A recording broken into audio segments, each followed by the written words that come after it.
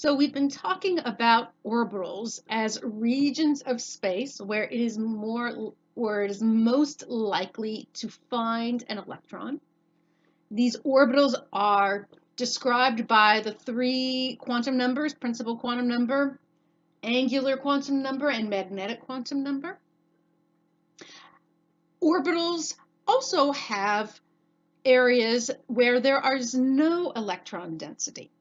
And so those places of the orbital where there's no electron density and where the probability of the electron is zero, those areas are called nodes, hence nobody's home. I thought it was cute. So nodes are areas of an orbital where the wave function cancels out and the probability of where an electron is zero. So those nodes arise from mathematics from the wave equation, which we're not going to do. You need to know the definition of a node and know that there are two kinds of nodes: spherical or radial nodes.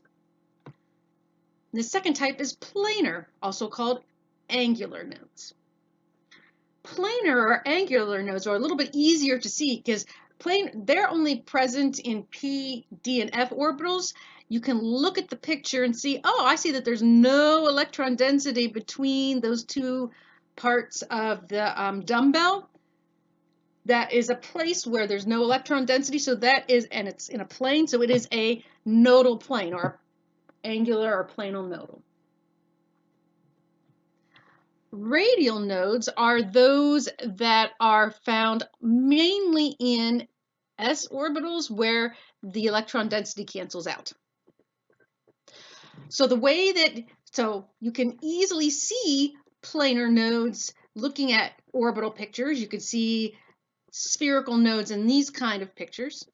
You can also calculate the number of nodes from this little starred information. So if you know the L and the N, the principal quantum number and the angular quantum number for a particular orbital, then you can calculate the number of radial nodes and also the number of total nodes, and thereby subtracting those two to get the number of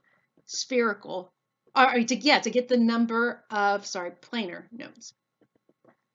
So you should know the two definitions of nodes: spherical nodes and planar nodes. You should also be able to calculate numbers of radial and total number of nodes given this equation. And there's some examples in your MindTap homework, and we'll do some in lecture as well. Last but not least, final slide.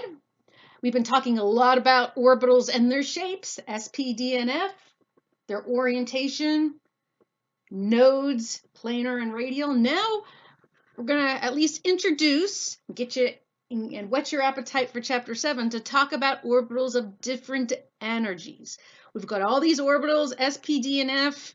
You know that there's a principal quantum number that designates the energy of the orbital. How do we know when to put an electron in a particular orbital, and what orbital should we put it in?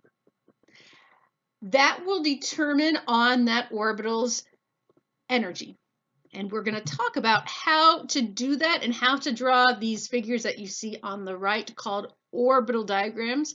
We're going to talk about how to do that in chapter 7. But this, my friends, congratulations, is the end of my online lectures for chapter 6.